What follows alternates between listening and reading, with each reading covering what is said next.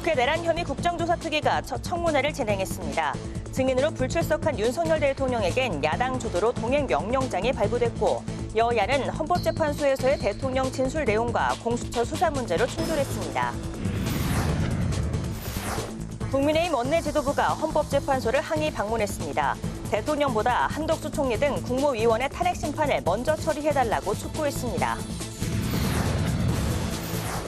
민주당이 민생 경제 회복을 위해 당론으로 정한 지역화폐법을 다시 발의했습니다. 이재명 대표는 트럼프 대통령의 북미 대화를 재개하겠다는 발언에 환영의 뜻을 밝혔습니다. 정치 현장 바깥의 시각으로 정치권 핵심 이슈를 풀어보는 정치외전.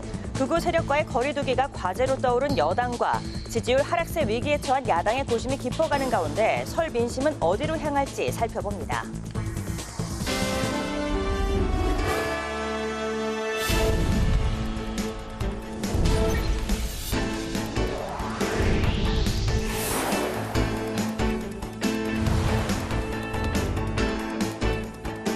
여러분 안녕하십니까? 1월 22일 수요일 국회 라이브 6 시작하겠습니다. 오늘 뉴스는 국조특위 청문회 중계방송으로 늦게 시작합니다. 비상계엄 내란 혐의의 진상규명을 위한 국정조사 특별위원회가 청문회를 열었습니다. 야당은 윤 대통령의 어제 헌법재판소 진술에 대한 사실 확인에 주력했고 여당은 공수처 수사와 내란특검법의 부당성을 비판했습니다. 청문회에 불출석한 윤석열 대통령에 대해 동행 명령장이 발부되면서 여야의 치열한 공방도 이어졌습니다. 국정조사 특위 청문회 소식 이소희 오다인 기자가 전해드립니다. 야당은 윤 대통령의 어제 헌법재판소 진술 내용을 반박하는 데 주력했습니다. 윤 대통령은 비상입법기구 관련 쪽지를 최상목 권한대행에게 준 적이 없다며 이걸 만들 수 있는 사람은 김용현 전 장관밖에 없다고 진술했는데 야당은 모두 거짓말이라고 주장했습니다. 그 시간에 김용현 국방장관은 정군 주요 지휘관 회의를 진행하고 있었습니다. 즉 김용현은 그때 대통령실 국무위원 대기실에 있지 않았습니다. 따라서 최상목이 대통령으로부터 바로 받았다는 것이 확실하다. 즉 대통령의 발언은 거짓이다라고 봅니다. 대통령 측이 부정한 정치인 체포 지시에 대한 질의도 이어졌습니다. 여러 명 정치인 체포해라. 이재명 포함해서 그렇습니다. 몇 명 정도 체포하라 했죠? 밤중에 전화로 메모지에 막 메모를 하는 상황이었기 때문에 14명 정도를 기억합니다.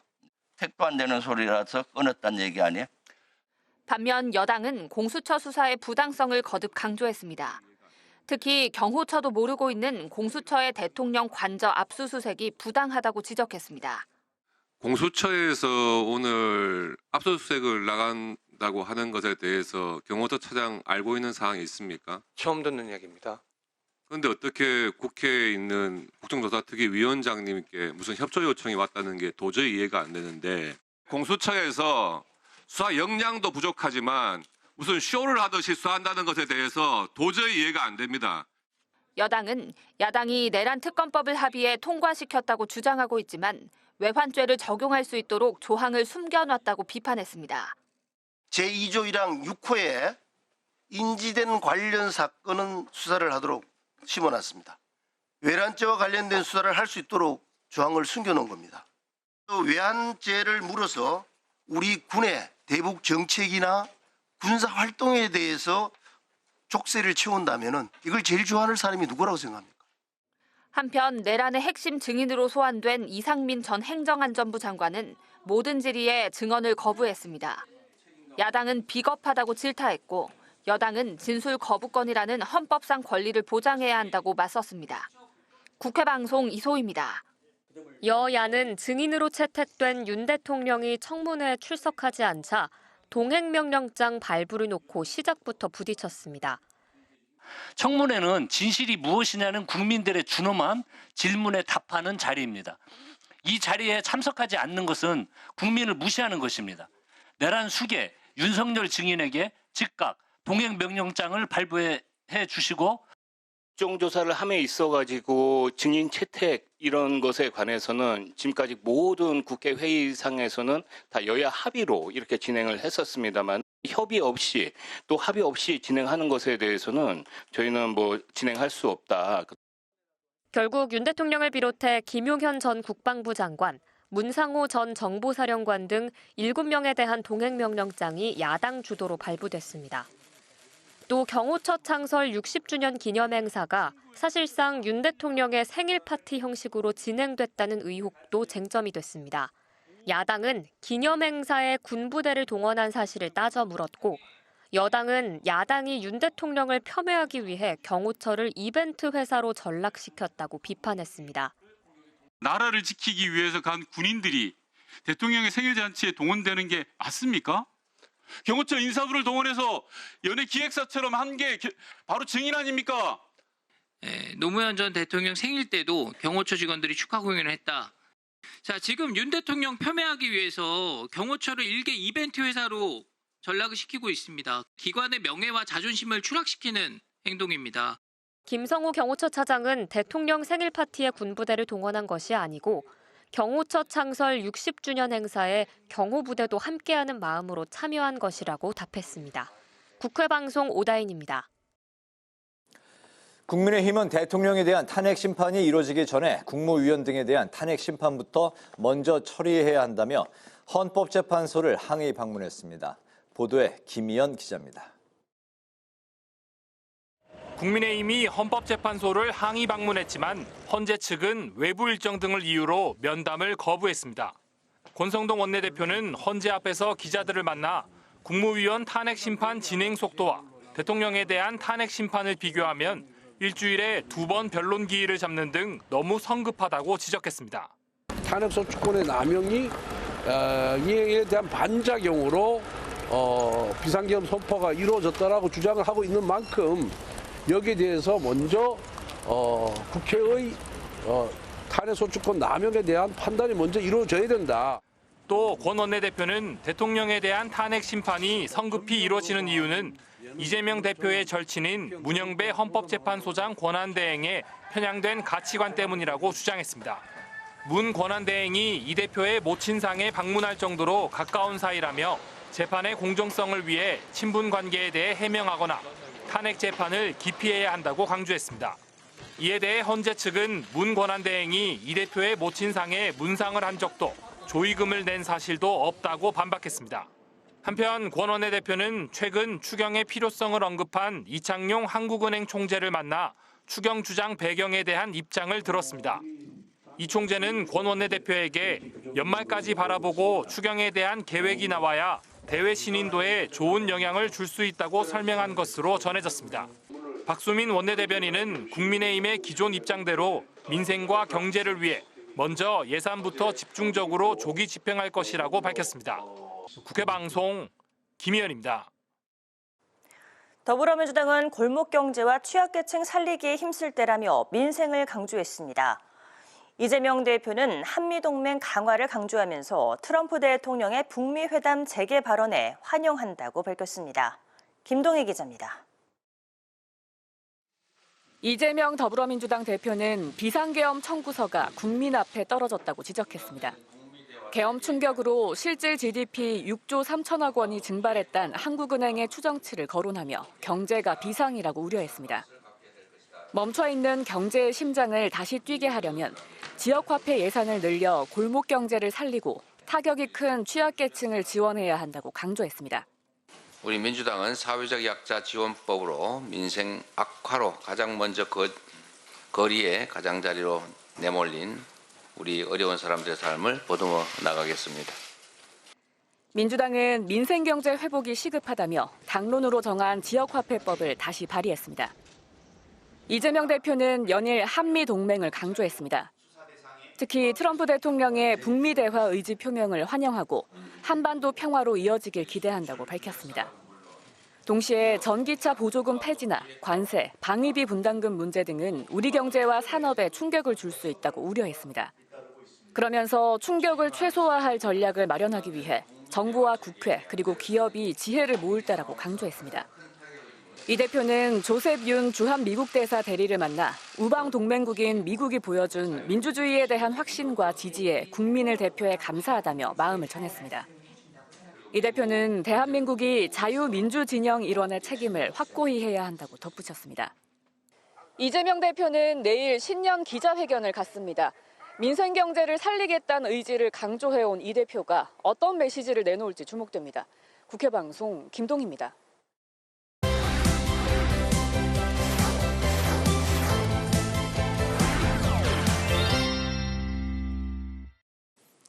네, 오늘 이슈픽 서완한 객원 기자와 함께 정치 양극화를 부추기고 있다는 정치 SNS 이야기를 해보겠습니다. 서 기자, 어서 오십시오. 네, 안녕하십니까? 네, 최근 윤석열 대통령 탄핵 정국 속에서 국민의힘이 보수 유튜버들에게 끌려가고 있다 지적이 나오고 있는데요. 권영세 비대위원장도 보수 유튜버들에게 설 선물을 보낸 게 논란이 되고 있죠.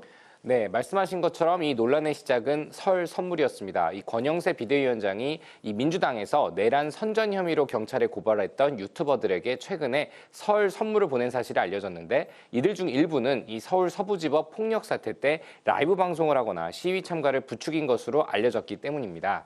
이 선물 명단에 오른 이 유튜버들은요, 신의 한수나 신남성연대, 그라운드씨나 성창경 TV 등이 있었다고 하는데 민주당에서는 이렇게 보수 유튜버들에게 설 선물을 보낸 것은 공직선거법 위반 소지가 될 수 있다며 중앙선관위로부터 받은 답변을 통해 공세를 하고 있습니다. 하지만 이 권 비대위원장 측은 대한언론에게 설 연휴 선물을 한 것뿐이고 서부지법에 가서 상황을 알리고 그런 것이기 때문에 이는 언론인들이 간 것과 큰 차이가 없다며 문제될 것이 전혀 없다는 입장입니다. 다만 국민의힘 내부에서도 이 극우 유튜버들을 대한언론이라고 칭하는 것이 적절했냐라는 지적부터 비상계엄 이후에 극우 유튜버들의 목소리에 과도하게 영향을 받는 것 같다는 우려의 목소리도 나오고 있습니다. 그렇군요. 이런 상황에 대해서 민주당은 이제 상대 당을 비판하고 있지만 정작 민주당도 극성 지지층들의 목소리를 대변하는 유튜버들의 눈치를 본다. 이런 얘기도 나오네요. 네, 그렇습니다. 이 방송인 김어준 씨의 이 암살조 주장이 대표적이었던 것 같습니다. 이 비상계엄 파동 직후에 이 김어준 씨는 제보를 받았다며 계엄군이 한동훈 국민의힘 대표를 사살하고 또 북한 군복을 매립한 뒤에 북한 소행으로 발표를 하며 미군을 사살한 뒤에 이를 명분 삼아서 북한 포격을 하려고 했다, 유도하려 했다라고 주장을 했습니다. 물론 주장 당시에 확인이 필요하다, 제보 수준이다라고 덧붙였지만 민주당은 이를 검증 없이 그대로 생중계로 내보냈다가 후에 자체적으로 분석한 끝에 상당한 허구라는 이 내부 분석 결과를 내리고도 이 사실이 되레 언론을 통해서 알려지자 사과할 수 없다며 강성 지지층의 눈치를 보는 모습을 보이기도 했습니다. 특히 신빙성이 낮다라는 내부 보고서가 나왔다는 이 보도가 나오자 강성 지지층이 이에 비판을 하자 가능성을 배제하지 않는다며 일부 의원들은 급선회한 태도를 보이기도 했습니다. 심지어 한 의원은 이 김 씨 방송에 출연해서요, 허황된 사실이나 거짓말처럼 돼가지고 제가 좀 미안하다라며 사과를 했고 또 날 것 그대로의 첩보가 가장 중요하다며 추켜 세우기도 했습니다. 이 자체 평가마저 뒤집으면서 더 큰 혼선을 자초한 것은 물론인데 이 SNS에서 큰 영향력을 가졌다라는 이 유튜버들에게 민주당 역시 끌려가는 부분이 있지 않냐라는 지적이 나오는 대목이기도 합니다. 네. 실제로 이 해프닝이 나온 뒤에 민주당 내부에서는 사실 확인을 당 차원에서 조금 더 하고 신중하게 다뤘어도 좋을 것 같다라는 자성의 목소리도 적지 않았다고 합니다. 네, 다음 이슈로 이제 넘어가 볼까요? 항상 여의도가 연휴 민심에 신경을 쓰고 있는데 일명 명절 밥상머리 민심이 중요하기 이제 때문 아니겠습니까? 이재명 대표가 설 연휴를 앞두고 내일 기자회견을 연다고요? 네, 그렇습니다. 이재명 대표가 이 설 명절을 앞두고 내일 신년 기자회견을 하기로 했는데 이 최근에 지지율이 좀 주춤하는 모양새를 반영한 것으로 보입니다. 이재명 대표가 이 공식 기자회견에 나서는 것은요, 이 윤석열 대통령의 탄핵소추안 국회 통과 직후였던 지난 15일 이후 37일 만입니다. 최근에 이 대표, 이 윤 대통령 구속 이후로는 비상계엄이나 탄핵 이슈에 대해서는 말을 극히 아끼는 그런 모습이었습니다. 네. 이 조기 대선 가능성이 높아지고 있는 그런 상황에서 신년 기자회견을 열고 사실상 대선 주자로서의 입지다지기를 하는 것이다라는 분석도 함께 나오는 대목인데요. 특히 윤 대통령 구속 이후 벌어진 이 서울 서부지법의 폭력 사건 등 정치적 혼란에 대한 전국 수습 방안과 또 민생 경제 대책을 내일 모두 발언해서 내놓을 것이다라는 관측도 나옵니다. 여권에서는 이미 대통령 놀이를 하고 있다라는 비판이 나오고 있지만요. 거꾸로 민주당에서는요. 단호하면서도 포용력 있는 목소리를 내야 된다. 준비된 대선 후보라는 점을 부각시켜야 된다라는 이야기가 거듭 나오고 있거든요. 네. 때문에 내일 이재명 대표가 기자회견에 모두 발언해서 전국 수습을 위해서 구체적으로 어떤 제안을 내놓을지 또 그로 인한 이 연휴 이후의 지지율 반등 흐름은 어느 정도나 될 것인지도 정치적으로 지켜볼 부분인 것 같습니다. 국민의힘에서도 설 연휴 민심을 염두에 둔 행보들이 눈에 띄고 있네요. 네, 그렇습니다. 앞선 리포트에서도 보셨는데요. 국민의힘 지도부가 오늘 이 설 연휴를 앞두고 지지층들을 다지기를 하는 그런 시도하는 모습들이 좀 눈에 띄었습니다. 권영세 비대위원장과 김상훈 정책위 의장, 또 윤희숙 여의도 연구원장 등 당 지도부들은 오늘 대한노인회를 방문을 했습니다. 설 명절 인사를 하면서 노인 현안에 대해서도 대화를 나누는 그런 모습이었는데 반면 권성동 원내대표 지지층들의 목소리를 항변하는 그런 하루를 소화했습니다. 네. 국회 법제사법위원회 소속의 당 의원들과 이 헌재를 항의 방문을 하면서 한덕수 국무총리의 탄핵 심판을 우선적으로 처리해달라, 이 민주당의 탄핵이 과했음을 지적하는 부분을 거듭 강조를 했고요. 특히 명분이 부족했음을 지적하면서 당 지지층의 목소리를 헌재에 전달하는 것에 눈이 띄었습니다. 또 권 원내대표는 이어서 한국은행을 방문해서 이창용 총재를 면담하고 금리와 환율 등 이 경제 상황과 관련한 현안 보고를 받았습니다. 이 고공행진하고 있는 환율과 비상계엄 파동 이후 경제계가 얼어붙었다라는 우려가 나오고 있는 상황이기 때문에 여당 원내대표로서 설 연휴를 앞두고 민생을 챙기는 모습이라는 분석도 나오지만 최근에 이재명 대표가 은행장들을 모두 불러 면담한 것을 염두에 두고 금융 점검에 대한 맞불 성격도 있었다라는 평가도 함께 나오고 있습니다. 네, 오늘 이슈픽 서완한 객원 기자와 함께했습니다. 설 연휴가 끝나고 뵙게 되겠네요. 네, 그렇습니다. 네, 수고 많으셨습니다. 네.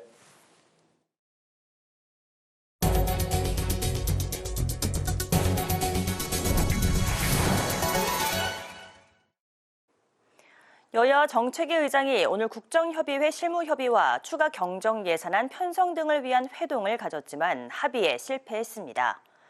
진성준 민주당 정책위 의장은 회동 후 기자들과 만나 합의가 진전된 것은 없고 설 전에 다시 만날 가능성도 낮은 상태라고 말했습니다. 김상훈 국민의힘 정책위 의장도 추경과 관련해 현재 여당은 검토하지 않고 있다고 밝히고 지난 11월 합의했던 일부 민생 법안 처리만 가능할 것이라고 덧붙였습니다. 국민의힘이 각종 법률을 위반하고 있는 공수처가 해체될 날이 얼마 남지 않았다고 비판했습니다. 국민의힘은 논평을 통해 공수처가 윤석열 대통령에 대해 가족 접견 금지 명령까지 내렸는데 과거 통진당 사건의 이석기 전 의원에게도 직계 좀비속 접견은 허용했다고 강조했습니다. 그러면서 현직 대통령이 이전 의원보다 가혹한 대우를 받는 것이 상식적인 일이냐고 지적하고 증거 인멸을 운운하며 인권 유린까지 자행하는 공수처의 행태에 국민과 법조계의 비판이 커지고 있다고 주장했습니다. 더불어민주당 월급 방위대가 배달 라이더와 대리운전자 등 인적 용역자의 원천 세율 인하와 직권 환급 도입을 위한 정책 협약식을 진행했습니다. 민주당은 인적 용역자들이 세율 3.3%를 소득세를 내지만 대부분 환급받지 못하는 경우가 많아 소득세율을 낮추는 입법을 추진하겠다고 약속했습니다. 한정혜 의원은 저소득 인적 용역 제공자와 특수고용직 노동자의 원천 징수 세율을 낮추고 번거로운 환급 신청 절차 없이 과세 관청 직권으로 환급할 수 있게 하겠다고 말했습니다. 우원식 국회의장이 국회 사무처 등 5개 소속기관으로부터 2025년도 업무 보고를 받고 국회 입법 정책 역량을 강화해야 한다고 촉구했습니다. 국회 사무처는 성공적인 개헌과 민생 안정 지원, 기후위기 대응 협력, 대국민 소통 강화 등을 핵심 추진 과제로 보고했습니다. 우원식 의장은 주요 사업의 추진 계획을 보다 구체화하고 민생 의제를 국회가 이끌어갈 수 있도록 토론회와 홍보를 통해 적극적으로 연구 성과를 알려야 한다고 강조했습니다.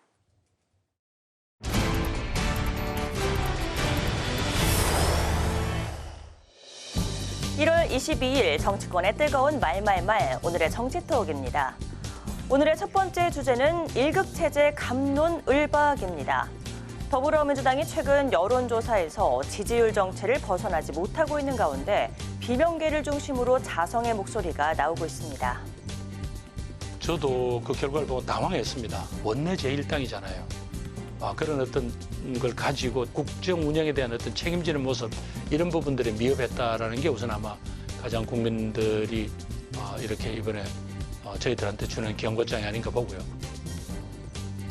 국정을 리드하지 못한 실망감이 작용한 것 같다는 김부겸 전 총리에 이어 김경수 전 지사는 독선과 오만 다름을 인정하지 않는 일방주의와는 다르게 가야 이길 수 있다고 강조했는데요.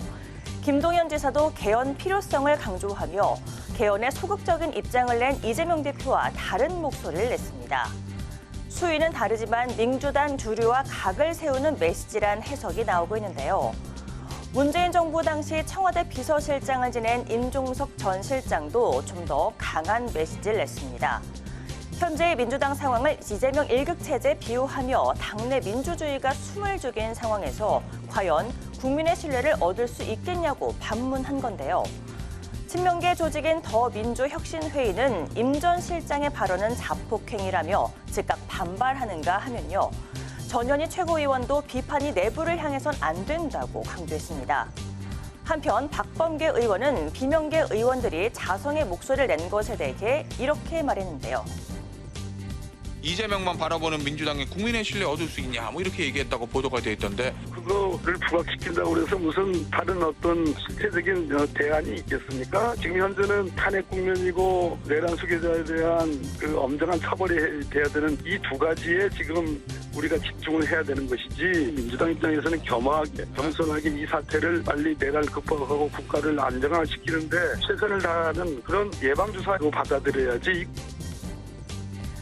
만약 윤석열 대통령 탄핵이 인용될 경우 조기 대선은 현실화될 텐데요.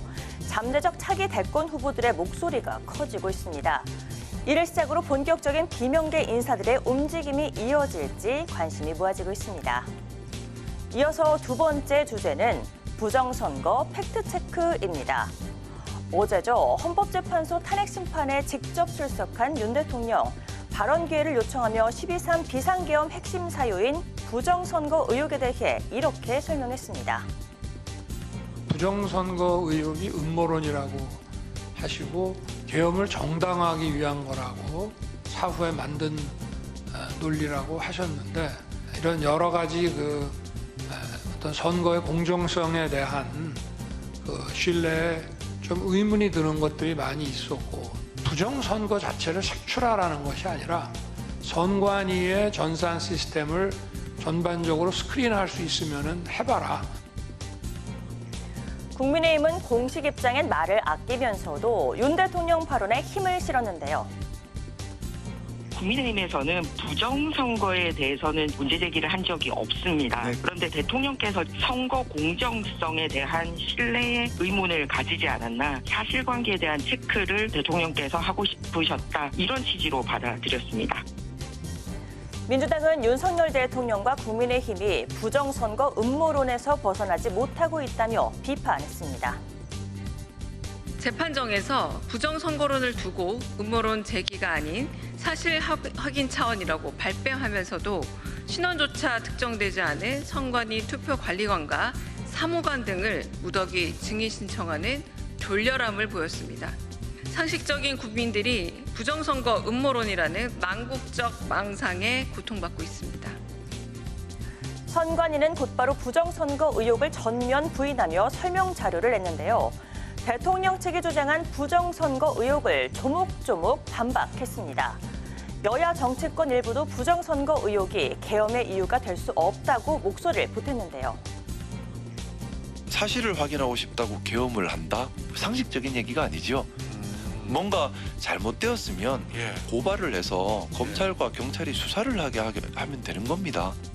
팩트 체크를 하기 위해서 계엄군을 국회에 침투를 시키고 선관위에 무장군인을 보낸다는 게 말이 됩니까? 그거 자체로 비상계엄이 위헌이었다는 자백이에요. 선관위 시스템 점검, 선거에 대한 점검을 위해서 비상계엄을 선포했다는 건데 그거 자체로 탄핵 사유죠.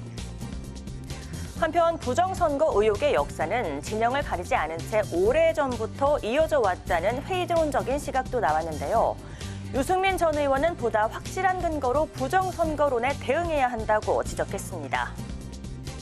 2010 2012년에 박근혜 후보가 문재인 후보한테 이겼을 때 좌파 진영에서 부정선거를 제기했잖아요. 진영을 가리지 않고 자기한테 불리하고 조금만 뭐 이상한 게 있으면 부정선거라고 그러는데 좀 선관위든 검찰이든 법원이든 이 문제는 우리 사회에 상당히 좀 심각한 문제라고 생각하고 대응을 해줄 필요는 있겠다 생각합니다. 헌재는 내일부터 증인신문 절차에 돌입하는데요. 윤 대통령 측이 요청한 부정선거 관련 증인이 채택될지 관심이 모아지고 있습니다. 지금까지 오늘의 정치톡이었습니다.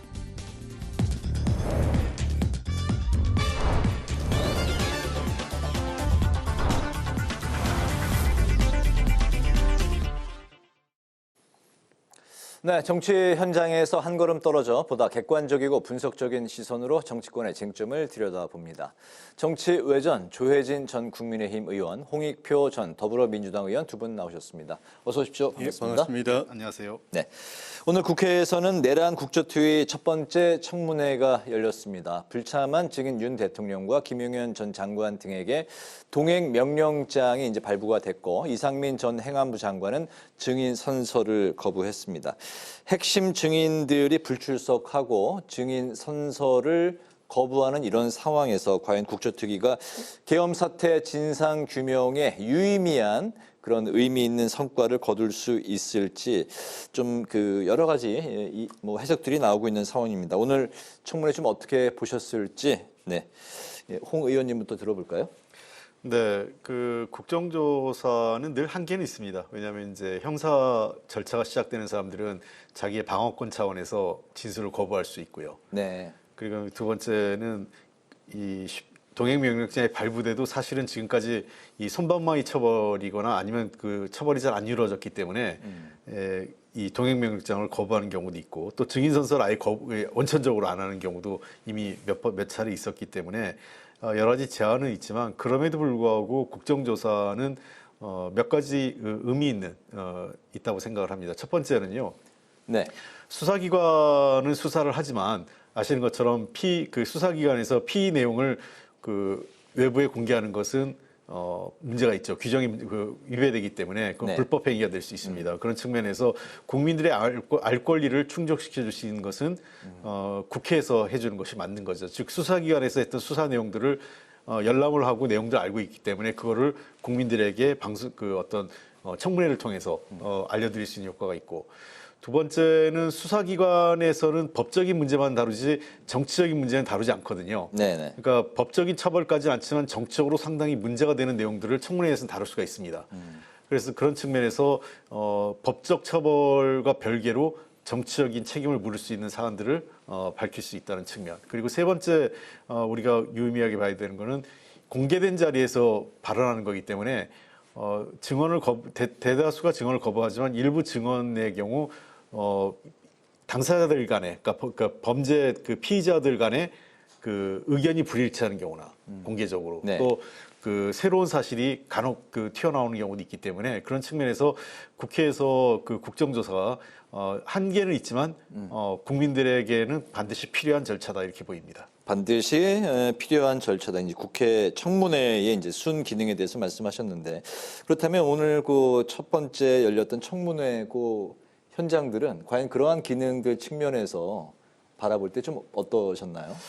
글쎄요, 아직까지는 제가 보기에는 대체로 언론에서 나왔던 내용이나 수사기관을 통해서 좀 흘러나온 내용들을 이제 재확인하는 정도이기 때문에 조금 더 이 진행을 좀 봐야 될 거고 이게 1차 청문회이기 때문에 되게 이제 1차 청문회 이후 2차, 3차 청문회 일정을 진행해 가면서 내용들이 추가로 확보되는 게 있거든요. 그런 측면에서 오늘은 다소 아직까지는 제가 아직 전체 내용을 저도 일정이 있어서 다 보지 못했기 때문에 오늘 저녁에 돌아서 확인해 봐야겠지만 아직까지는 유의미하게 국민들에게 어떤 새로운 그런 이 내용이 확인된 것 같지는 않습니다.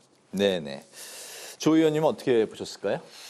순서가 거꾸로 된 것 같아요. 그러니까 순서가 거꾸로 됐어요. 어느 순간부터 국조가 청문회로 바로 들어가는 형태로 바뀌었어요. 원래는 사전조사 쫙 하고 그다음에 그거를 대질신문을 한다든지 또는 확인을 한다든지 이렇게 하기 위해서 뭐 후반기 아니면 최종 단계에서 청문회 열어가지고 그 이제 사실 확인하고 이렇게 하는 건데 지금은 사전 조사도 별로 없이 바로 그냥 청문회부터 여는 것이 이거는 뭐 이번뿐만이 아니라 상당히 이렇게 된 게 시간이 된 것 같은데 이건 뭐 언론 플레이용으로 청문회를 하는 거 아닌가, 이게 특위를 하는 건 아닌가, 국정조사 특위를 하는 건 아닌가. 조사를 면밀하게 꼼꼼하게 깊이 있게 해서 심도 있게 진실을 파고들거나 규명하거나 하는 게 목적이 아니고 네. 이미 나와 있는 거 가지고 그냥 호통치고 뭐 윽박 지르고 뭐 또 뭐 고함 지르고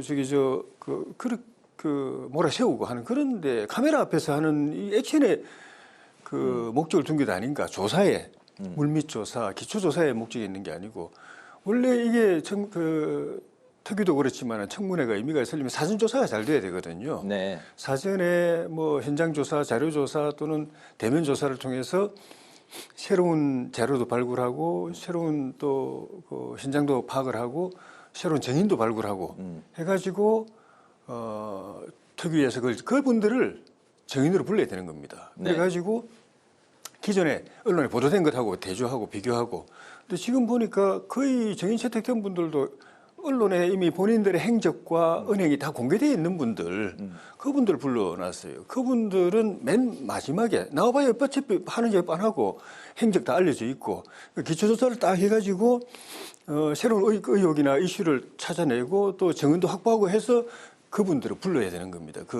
네. 기존에 예를 들면 대통령이든 뭐 김영현 장관이든 각 사령관이든 다 불러가지고 우리가 조사해 보니까 이런 사실이 있던데 이런 증인이 있는데 하고 이렇게 해야 이게 이슈가 되는 것이고 네. 관심 가질 만한 것인데 지금 거꾸로 돼 있으니까 이 결과가 별로 기대가 안 됩니다.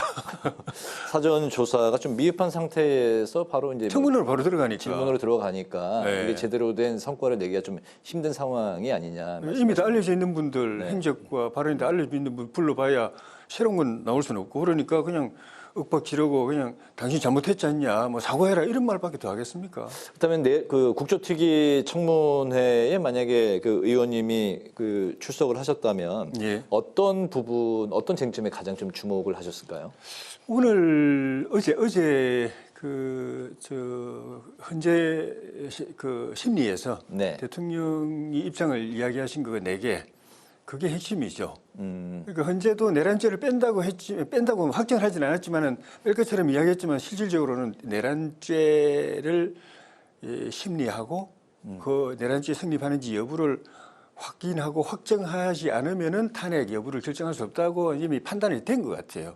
그래서 그쪽 심리를 안 할 수가 없는데 네. 이것도 지금 특위의 그 핵심이 결국 내란죄 유무지 않습니까? 네. 그러니까 대통령이 제기한 그 4개가 대통령 입장이 맞으냐 아니면 그 반대 입장이 맞으냐에 따라서 이 내란죄가 될 수도 있고 안 될 수도 있고 그게 네. 특위의 그 최종 결론이 또 거기서 갈라질 수도 있고 탄핵 여부도 거기서 갈라지고 법원의 재판에서도 그게 이제 유무죄가 결정될 거기 때문에 어제 대통령이 헌재에서 발언했던 예. 그 4가지 예. 그 발언들이 가장 이번 그 청문회에도 반영되어야 할 주목될 쟁점이다. 그렇죠. 그러니까 아예 본회의를 못 열게 하고 국회를 폐쇄할 의도로 했느냐, 네. 그걸 위해서 의장과 여야 대표 의원들을 다 끌어내려고 했느냐, 네. 또 그렇게 그 국회를 폐쇄시켜 놓고 다른 입법기구를 만들어 가지고 하려고 했느냐, 그걸 최상목 대행에게 지시를 줬느냐, 네. 또 포고령의 대통령 책임이 어느 정도냐, 그 분명히 위헌적이고 위법적인 요소가 있는데 그 대통령 책임이 어느 정도냐, 김용현 장관하고 좀 엇갈리잖아요. 네. 대통령 책임이냐 아니면 김용현 장관의 이 재량이 컸느냐에 따라서 이게 또 내란 책임 소재가 달라지고 선관위 부분도 부정선거가 과연 계엄군을 보내가지고 강제로 자료를 뜯어내서 확인해야 될 만큼 이 근거가 있느냐 아니냐 네. 그것이 핵심이 아닐까 싶어요. 네. 의원님도 가장 주목하는 부분이 뭐 좀 들어볼 수 있을까요? 글쎄요.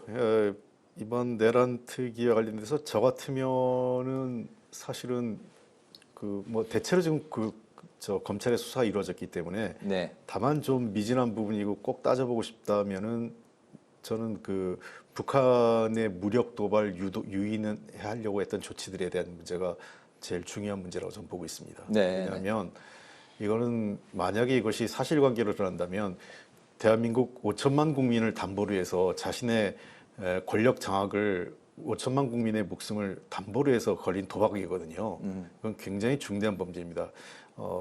자칫하면 한반도의 전쟁에 나서 국민들의 재산과 생명을 손상을 큰 손실을 입을 수 있는 매우 중대한 사건이었고요. 네네. 한미동맹에도 많은 영향을 줄 수 있는 사안이기 때문에 저는 이 사안은 정말 사실 여부를 반드시 확인해야 될 사안이라고 생각합니다. 북한 도발을 유도하는 행동이 있었는지. 그러니까 예를 들면 지금 이미 검찰 수사에서 일부 확인돼서 지금 언론에 좀 나와 있는데 네. 만약에 이미 지난해 3월 무렵부터 그러니까 이 여러 차례 지금 북한의 도발을 유인하기 위한 여러 가지 조치를 있었다라는 증언이 나왔지 않습니까? 조사 결과. 그것에 대해서 저는 좀 더 심도 있게 관련자들 전원에 대한 수사 그리고 실제 예하부대 실무자들에게도 어떤 지시가 내려갔고 그래서 저 같으면은 그 부대의 중대장이나 대대장급까지도 불렀겠어요. 그래가지고 어떤 지시를 받았고 어떤 임무를 했었고 이 현장에서 어떤 일이 있었는지 특히 합참의장 같은 경우에는 원점 타격을 하라고 했다 이런 얘기가 나왔지 않습니까? 네. 근데 합참의장이 거절을 했다는 거예요.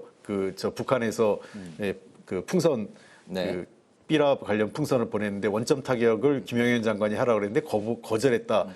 이 문제와 관련돼서는 반드시 그 합참의 작전본부장 그다음에 합참의장 등 관계자들에 대해서 저 같으면 철저하게 이 문제는 증인으로 불러서 조사를 할 것 같습니다. 공수처가 오늘 윤 대통령 강제 구인을 시도했는데 이제 성과가 없었습니다. 공수처 수사와 국회 청문회에는 이제 윤 대통령이 불응하고 있고, 하지만 헌재 변론에는 앞으로도 모두 참석하겠다 이런 입장인데 윤 대통령의 의도와 전략 좀 어떻게 보십니까? 일단 물리적으로 세 기관에 다 출석하기가 불가능하죠.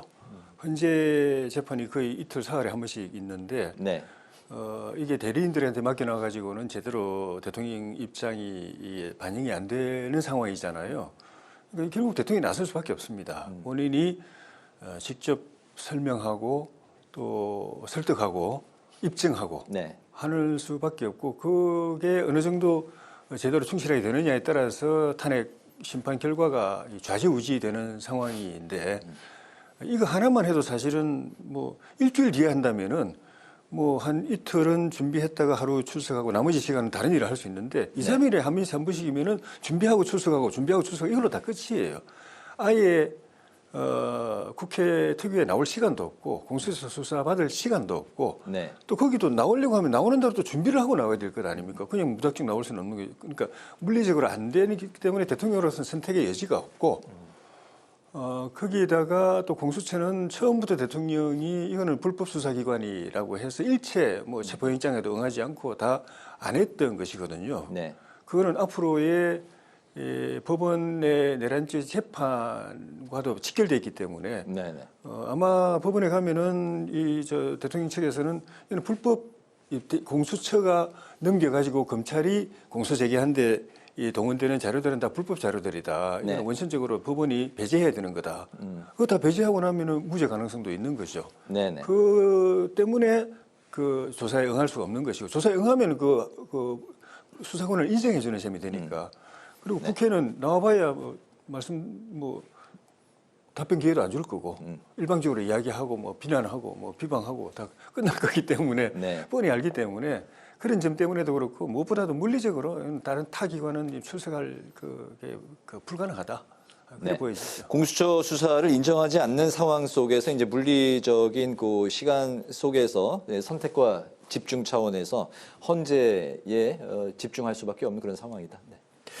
글쎄요, 피의자가 수사기관의 수사를 선택과 집중이라는 이름으로 이거는 나가고 저거는 안 나가고 그거는 온당하지 않습니다. 아무리 그게 대통령이라 하더라도 일단은 수사에 적극적으로 임해서 죄가 있으면 죄가 있는 대로 없으면 없는 대로 소명하는 것이 맞지 않나 이렇게 보고요. 다만 윤석열 대통령 입장에서는 조혜진 의원이 말씀하신 것처럼 일단 공수처 수사를 부정하는 것도 그 요인이겠지만 더 나아가서는 기본적으로 저는 공수처가 아니라 경찰이 했든 검찰이 하든 기본적으로 진술 거부를 할 겁니다. 결과는 마찬가지라는 거죠. 네. 왜냐하면 수사기관에서 자기가 한 진술이 법정에서 불리하게 작용할 가능성이 높기 때문에 법정에서 아마 그 공판 중심주의에 따라 법정에서 그 얘기를 할 거기 때문에 수사에 일체 협조하지 않을 가능성이 제일 높고요. 그다음에 청문회 역시 동행명령장을 그 거부한다 하더라도 추가되는 그 죄 유형이 이미 내란죄가 뭐 그 윤석열 대통령 입장에서는 내란죄가 확정되면 그 무기형 이상의 형이기 때문에 몇 년 형이 더 추가되고 벌금이 얼마 오는 건 아무 의미가 없기 때문에 그런 측면에서 아마 청문회에 국정조사 청문회에 나오라는 동행명령장도 좀 중요하게 보이진 않을 겁니다. 다만 헌법재판소 같은 경우에는 이게 결국 핵심이거든요. 본인의 그 탄핵이 인용되느냐 기각되느냐가 자기의 정책 운명을 판을 가르는 거기 때문에 여기에 적극적으로 나간다 이렇게 보고, 두 번째는 아마 대통령 관저에 구속되지 않고 있었으면 안 나갔을 거예요. 근데 구속되면서 본인의 존재감, 자기 지지층들에 대해서 끊임없이 자기를 지지하도록 하게 하는 것. 그 다음에 두 번째는 국민의힘이 자기하고 손절하지 않도록 하는 이런 효과들을 노린다는 차원에서 존재감 확인 차원에서도 헌법재판소는 계속 나가서 자기의 변론을 강조하지 않을 변론을 해 나가지 않을까 생각됩니다. 네. 국민의힘이 현재 그 대통령과 극우 세력과의 관계를 좀 어떤 스탠스를 갖고 설정해 나가는지 조혜진 의원님께 좀 여쭤보고 싶은데, 헌재 변론 출석이 결국에는 지지층의 결집을 노리는 게 아니냐, 이제 그런 분석도 나오고 있습니다. 권영세 비대위원장의 이제 발언도 특정 세력과의 거리 두기나 대통령을 박근혜 전 대통령처럼 출당 조치하는 건 적절치 않다, 이런 이제 발언을 쏟아냈는데요. 윤 대통령과 극우 세력과의 관계 설정, 국민의힘이 현재 생각하고 있는 이런 스탠스 좀 어떻게 생각하십니까?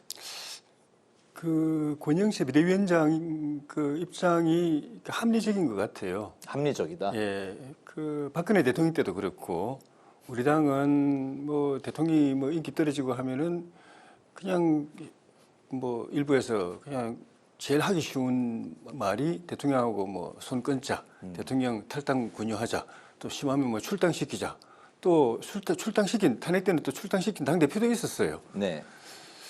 그런데 그게 사실은 비겁한 거거든요. 비겁하다. 지금 당이 책임이 없지 않잖아요. 여당이 뭡니까? 정부 여당이 그 같이 국정 운영하고 정치를 수행하는 기관이니까 여당이고, 대통령이나 정부가 잘못되거나 국민 신뢰가 떨어지거나 지지율이 떨어지거나 어려움에 몰리면 그건 여당이 일정 부분 책임이 있는 겁니다. 근데 같이 그것에 대해서 사과를 하든 수습을 하든 해결을 하든 같이 책임을 져야 되는 것인데, 손 끊는다, 꼬리 자른다, 굉장히 비겁한 일이고, 그건 옛날부터 저는 그거는 옳지 않다고 늘 생각을 했었고, 그래서 또 대통령에 대해서는 뭐 잘했던 부분에, 잘하고 있는 부분에 대해서는 또 같이 격려하고 힘을 모아야 되고, 잘못된 부분은 당이 책임지고 또 국민한테 설득을 하거나 사과하거나 또 해결책을 찾아야 되는 것이고, 극우 세력이라고 하는 것도 거기를 우리 당의 중심축으로 놓는 것은 문제가 있지만은 결국은 우리 진영 쪽의 한 부분이거든요. 어느 한쪽에 치우쳐 있고 또 소수라고 하지만 저쪽 뭐 이렇게 진보 좌파 진영은 아니거든요. 그러니까 거기한테 너무 우리 쪽이 당이 기울거나 거기의 주장을 우리 당의 이 중심으로 접근하는 건 그건 안 되지만은 거기에 생각을 일정 부분 또 우리가 들을 만한 것도 듣고 또 같이 행동을 같이 할 수 있는 부분을 같이 하고 그렇게 해야 되는 것이죠. 그러니까 우리가 툭 흔히 하는 잘 이야기하는 게 소수자 존중해야 된다고 이야기하고 또 소수 의견 존중해야 된다고 이야기하는데 그게 사실은 우리 우파 보수 진영의 소수 의견이거든요. 근데 그거를 극우라고 해서 그냥 팽개쳐버리고 잘라버리고 이렇게 하는 건 그건 옳지도 않고 다시 말씀드리지만 다만 그거를 우리 당의 중심으로 놓을 수는 없는 것이고 그거는 또 우리 당이 그렇게 하진 않잖아요. 지금 여론조사도 보면은 분명히 현장에서 밖에서 장외에서 오랫동안 가장 강하게 저렇게 이렇게 투쟁하고 있는 분들은 그분들인데 당으로 보면 뭐 자유통일당이니 뭐니 이런 당인들이고 국민들도 그거 다 아는데 여론조사에 보면은 국민의힘 지지율만 나오지 그 당 지지율이 안 나오잖아요.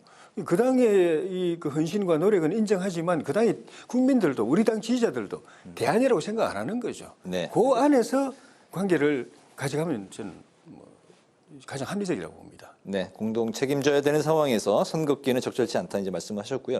최근에 이제 지지율 말씀하셨는데 정당 지지율이 뒤바뀌는 여론조사들이 계속해서 좀 나오고 있는 상황입니다. 민주당도 좀 긴장하고 있는 그런 분위기인데 민주당은 일시적인 착시다, 보수의 과표집이다 이제 그런 분석이면서도 이제 하락세 원인 분석에 이제 들어간 상황입니다. 임종석 전 의원도 이제 비명계 목소리를 내고 있는 상황이고 이재명 대표가 이제 설 연휴를 앞두고 이 상황에서 내일 기자회견을 연다고 하는데요. 지지율 반등을 위해서 좀 이재명 대표 좀 어떤 목소리를 낼까요? 앞서 이제 얘기부터 조금 짚고 넘어가면요. 네. 저는 이제 국민의힘이 최근에 지지율이 조금 반등하고 이러면서 도리어 정강훈 목사를 비롯한 극우 세력에 점점 포획되는 것 아니냐. 예를 들면 과거 윤상현 의원의 같은 행태면은요. 그 전에 국민의힘에서 징계했었어요. 근데 요즘은 도리어 장려하고 독려하는 분위기도 나타나고 있고 이게 왜 그러냐면 기본적으로 권영세 비대위원장과 권성동 원내대표의 태생적 한계입니다. 왜냐하면 비상계엄을 단호히 반대하고 탄핵에 찬성했던 한동훈 전 대표를 쫓아내고 들어선 그 지도부거든요. 그러다 보니까 친윤 중심으로 다시 세력이 재편되면서 비상계엄에 대해서도 초기에 단호한 태도에서 지금은 약간 모호한 태도. 도리어 문제 없는 것 아니냐, 뭐 이런 큰 문제 없는 것 아니냐 이런 태도로 좀 돌변하고 있고. 네. 또 그 탄핵에 대해서도 반대하고 있고 그러다 보니까 지난번 그 서부지법 법원에 대해서 침탈한 분들에 대해서도 경찰도 문제가 있다는 식으로 양비론적 접근을 하는 등 모호한 태도를 일관하고 있어요. 저는 이렇게 가면 대한민국의 굉장히 저는 그 위기 현상이 그 국민의힘이 이런 식으로 나오면 안 된다 이렇게 보고 있고요. 네. 그럼 어찌됐든 지금 지지율 역전 현상이 나오는 거에 대해서는 저는 두 가지 원인이 다 있다고 봅니다. 첫째는 그 과표집 부분도 분명히 있는 건 맞고요. 왜냐하면 3주 전의 조사에 비해서는 보수라고 하는 분들이 한 150명 정도, 1000명 샘플일 경우에 한 150명 정도 늘었어요, 추가로. 네. 그러니까 그만큼 이제 적극적으로 한다는 거죠. 그러나 다만 이렇게 적극적인 여론에 반응하고 과표집되는 것도 일종의 여론이거든요. 그런 측면에서 추세적으로 국민의힘이 상승세에 있는 건 맞고 거기에 원인에는 어쨌든 이 국면 자체가 대선 국면으로 넘어가 버리는 것 같아요. 이미 국민의힘 내부에서도. 그러니까 네. 탄핵 문제는 거의 기정사실로 가는 분위기 속에서 조기 대선 또는 다음 정부에 대한 향방이 눈길이 가다 보니까 서로의 지지층이 결집하는 모양새로 나타나고 있다 이렇게 보입니다. 또 아울러서 일부 지적에서 하는 것처럼 민주당에서도 지난 탄핵 이후에 지금 한 비상계엄과 탄핵을 거치면서 한 달 반, 보름 정도 기간 동안 제1당으로서 좀 더 안정감 있고 균형감 있게 국정을 운영을 하는 국정을 이끌어가는데 좀 도움을 주거나 그런 방향으로 끌고 갔어야 되는데 지나치게 대결 위주로 하다 보니까 도리어 이제 국민들께서도 불안해 보이고 또 같이 민주당과 국민의힘이 계속 정쟁만 하는 것처럼 보이다 보니까 우리 당 지지율도 하락돼 버린 거죠. 서로 비슷하게 수렴돼가는 그런 문제가 발생한 것 같습니다. 그래서 저는 이번에 이재명 대표가 기자회견도 하고 하는데 당내에서 꼭 임종석 의원이나 이런 임종석 전 실장이나 이런 사람이 얘기하는 게 아니라 지도부 내에서도 제가 알기에는 비공개 최고위원회에서 좀 더 그 당의 전술 전략적 운영이나 또는 그 현안 대응에서 좀 더 유연하게 그리고 좀 더 포용적 태도가 필요한 것 아니냐는 얘기가 내부적으로 좀 나오고 있다 이렇게 알고 있어요. 네네. 그러다 보니까 아마 민생 문제, 그다음에 경제 현안, 그리고 또 트럼프 정부 출범한 이후에 외교안보 현안 등에 대해서 좀 더 종합적으로 민주당이 한편으로는 권한대행 체제를 지원해주면서 민주당 나름의 어떤 이 안정적인 그리고 비전을 좀 제시하는 쪽으로 가지 않을까 그런 측 메시지가 아마 이재명 대표의 내일 메시지에 담길 가능성이 높다고 봅니다. 민주당 내에서는 이제 준비된 대선 주자 후보로서의 면모를 좀 보여야 될 것 같다. 이제 그런 목소리도 벌써 대선이라고 얘기하면 뭐하고요. 제1당 당대표로서 뭔가 정책적으로 준비돼 있고 민생과 국민적, 국가적 현안에 대해서 깊은 고민과 함께 그런 쪽으로 포용적 입장을 갖고 있다는 모습을 보여주는 게 필요하죠. 알겠습니다. 국민의힘도 조기 대선 국면으로 가는 것 같고, 그리고 이제 정재영이 탄핵 국면 이후에 계속해서 이제 그런 모습을 보이니까 국민들이 양당에 대해서 지지율을 좀 비슷하게 그렇게 좀 지지율로 국민의 목소리를 이제 보여주는 것 같다 이제 말씀을 하셨습니다. 트럼프 2기 이제 말씀을 하셨으니까 마지막 이슈는 시험 관계상 트럼프 2기 관련한 이제 우리의 대응 전략 뭐 이런 걸 이제 좀 마지막 좀 짧게 들어봤으면 좋겠습니다. 기대와 우려의 목소리는 지금 동시에 표출되고 있는 것 같고요. 여당 일각에서는 트럼프 대통령의 북한은 핵 보유국 발언에 대해서 남북 핵 균형 주장, 우리도 이제 핵 자체 좀 갖고 있어야 된다 목소리도 나오고 있고, 이재명 대표는 탈이념, 탈진영, 실용주의 이런 또 이야기를 하고 있습니다. 트럼프 2기에 대해서 우리의 좀 외교 전략 좀 어떤 식으로 앞으로 좀 준비를 해야 될까요? 문재인 정부 때 그때도 트럼프 대통령 재임기에 미국의 입장은 원론적으로는 CVID 불가역적인 네. 검증 가능하고 불가역적인 그런 비핵화 그였는데, 근데 실제 행동을 보면 그러지를 않았어요. 그래서 저렇게 하면은 결국 그건 뚫리고 핵 개발은 차근차근 착착 그대로 진행되고 어느 선 넘어서면은 그때는 이제는 뭐 통제 불능이 되고 인정할 수밖에 없는 상황이 되는데라고 다들 걱정을 했거든요. 네.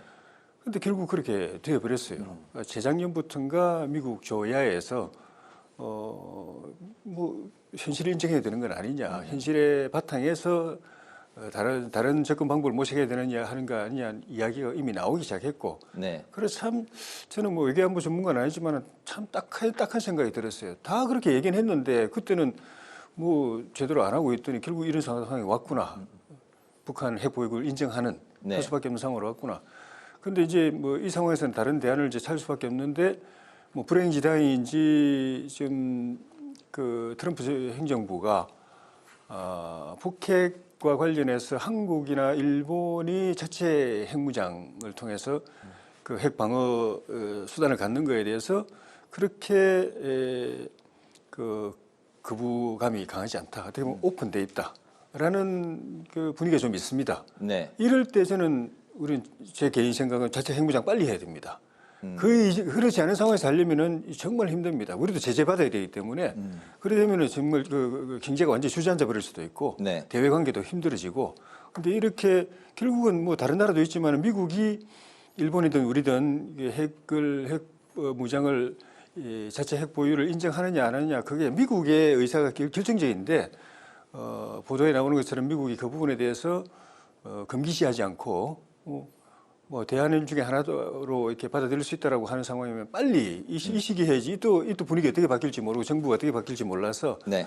그렇게 해야 되고, 뭐 그 문제뿐만 아니라 전체적으로 경제나 외교나 안보 모두 지금 먹구름이 몰려오고 있는 상황인데, 이런 상황에 대통령이 탄핵되고 총리도 좀 탄핵되고 하는 상황이 정말 이거는 국익에 심대한 자해 행위라고 생각이 드는데, 한덕수 총리라도 빨리 민주당이 탄핵 소추 취하를 하든지 해서 빨리 복귀시켜줘 가지고 뭐 정부나 국회나 또 기업이나 전방위로 나서지 않으면 안 되는 상황이에요. 지금 사령탑이 없기 때문에. 네. 그런 점에서 한덕수 총리라도 빨리 직무 복귀하도록 해주는 것이, 정말 나라 걱정한다면은 민주당이 네. 또 수권 정당으로서 그런 마인드를 갖고 있다면은 그것부터 빨리 해결해야 될 것 같아요. 알겠습니다. 권한대행 체제 속에서 트럼프 2기 행정부가 이제 출범을 했습니다. 조 의원님은 핵무장을 우리도 빨리 해야 된다. 그게 경제를 살리는 길이다. 이제 주요 말씀을 하셨는데요. 마지막 한 2분 정도로 좀 압축해서 들을 수 있을까요? 예, 자체 핵무장에 대해서는 저는 분명히 반대합니다. 현실적으로 가능하지도 않고 그것이 동북아나 한반도의 안정에 도움되지 않습니다. 특히 미국이 세계를 운영하는 두 가지 질서가 달러 시스템하고 NPT 체제인데, 네. NPT 체제를 정면으로 깨는 것을 허용할까? 저는 그 여권 관계자들 이런 얘기할 때마다 제가 이렇게 얘기했어요. 미국으로부터 그러면 허락을 받고 와라. 그럼 도와주겠다. 허락받는 게 불가능할 겁니다. 그런 측면에서 미국이 용인을 안 할 것이다. 그렇습니다. 그러니까 이거는 당연히 우리가 핵무장을 하는 순간 어쩔 수 없이 국제 NPT 체제에 따라 우리는 북한과 준하는 경제 고립, 그다음에 경제적 그 제재를 받을 수밖에 없어요. 그래서 저는 얘기하는 게 야당도 도와줄 텐데 제가 농담처럼 그랬어요. 도와줄 테니까 미국으로부터 그러면 승낙서를 가져와라. 네. 라고 했는데 가져오지 못할 겁니다.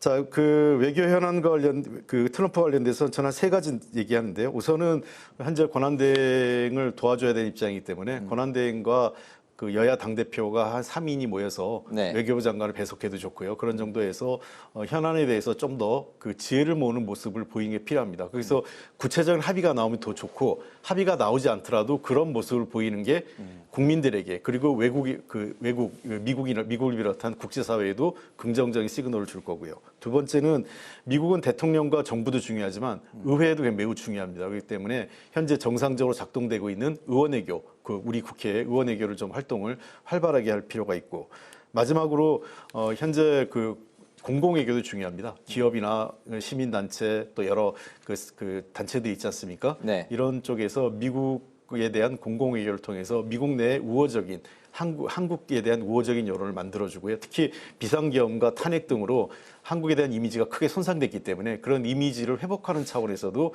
공공외교 활동을 좀 더 강화할 필요가 있다 이렇게 보입니다. 알겠습니다. 오늘 정치 외전 탄핵 국면 속에서 국조특위 청문회 이야기 그리고 트럼프 2기 행정부 속에서 우리의 외교 대응 전략을 중심으로 좀 살펴봤습니다. 지금까지 조혜진 전 국민의힘 의원, 홍익표 전 더불어민주당 의원 두 분과 함께했습니다. 오늘도 말씀 정말 고맙습니다. 잘 고맙습니다. 오늘 국회 라이브 6도 여기서 마치겠습니다. 시청해주신 여러분 고맙습니다.